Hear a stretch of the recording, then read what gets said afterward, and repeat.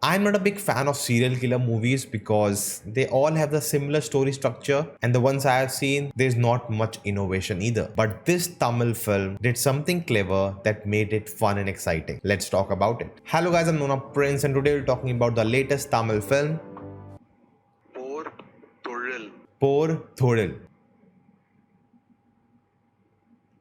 by a debutant director Vignesh Raja, and honestly you cannot tell this film is made by a first time filmmaker. It is so good. Now if you haven't seen the film, it's a very well made film. You can go and check it out, and I would advise not to watch a review for such a film because something or the other will get spoiled. So a spoiler alert moving ahead. If you have seen the movie, then only continue watching. First, let's talk about the technical aspects. The cinematography was gorgeous. Everything was shot really well. There were so many slow-mo shots which add to the visual aesthetics of the film. The sound design and the background music really helped elevate the mood they were trying to create. It was haunting. Now, one thing that was breaking the mood for me was in the beginning 15 to 20 minutes when we were getting some comedy and light-hearted scenes, and I didn't like the change of music for those because the comedy felt very much situational, but adding a fun and upbeat track behind it, it feels like as if you're telling me it's a funny scene, get ready, laugh. And I felt they didn't need to do that because it breaks the tension the film is trying to create and going against it. And there was a good example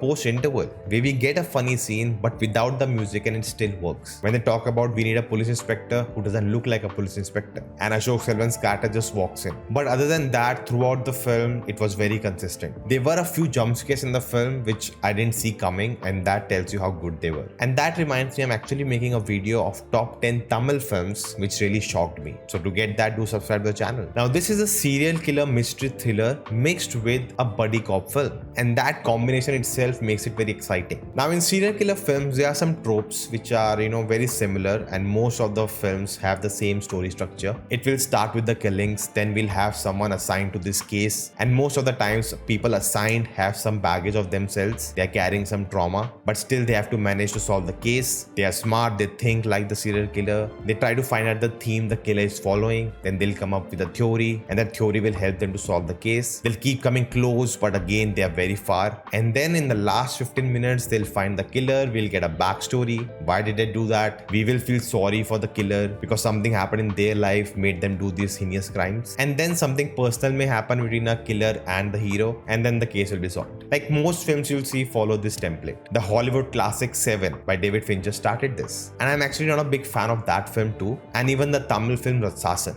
The last 15 minutes feel so rushed, but with this film they had the same structure but they play around, and that makes it very interesting and you are hooked. For example, the killer reveal happens at the interval, and the way they project it, everything is aligning. He is the killer, and now it's about how do you catch him. But later we do find out there's another killer who's doing the killings in the present, and again we quickly get the backstory and the same thing happens. But playing around with the template makes it fun. Also, the theory they come up with for the killer, it's actually totally opposite for the first killer they find, and that helps them understand this is not the killer they're actually looking for. I like that the film also showed some tension between the crime branch police and the local police of that area. There will be a tussle between them. Everyone wants to show that they are capable of doing their work, so I like that touch. Now, one thing what these serial killer films do is that they make us feel sorry for these killers because they are victims too. They had their own trauma that led to them doing these crimes, and most films, the way they handle this, I find it very problematic because it feels like you are justifying their crime because it happened to them, so they get the right to do it to the others. So I like that in this film they actually tackle this subject. We have these two cops who debate about this, and later there's also a bookend to that. As I said, it's a buddy cop film too, and they did a really good job because we got two personalities who have different opinions. Of course, one is a mentor, one is a disciple, but their process is very different. One relies on instinct, the other relies on academics, and I like that the film shows that both can work. You don't have to be one or the other to be good at your work. And I also liked, they showed the hero, he's scared of things, but that doesn't make him useless. I love the line, you don't become coward because you're scared. You are coward when you are scared and you run away from it.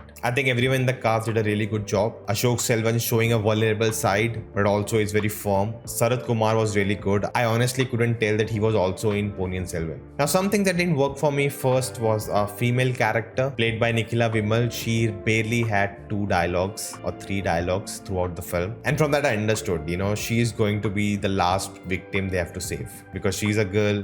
girls are getting attacked. She has nothing to do in the film other than that. So she has to become the personal thing that our heroes need to stop. So I saw that coming. Now the other thing was the execution of the climax, which I was not a big fan of. And I've seen this problem with lot of films, from every industry. Just because you need to make the climax really big, really epic, you do certain things which just don't match with whatever you have shown till now. At the end, when we reach that abandoned building and both our heroes reach there and they see she's lying there, then Ashok just runs to her and Sharath is like, don't. And then the killer from behind comes in and they have a fight sequence and he then hits that chop. Sharath is down and Ashok is just looking at it. And then slowly the killer just walks away and then Ashok comes to Sharath just looking at him, and when he turns, the girl is gone. Like, really, come on. Like, the whole execution of that scene was not my cup of tea. But other than that, everything from solving the case, finding out the clues, the investigation part, everything was done really, really well. And in this video I talked about, did Mani Ratnam ruin Ponniyin Selvan or did he do justice to it? To know that, check out the video. Do let me know your thoughts about the film in the comments below. If you liked it, the thumbs up button, share this, and I'll see you next time.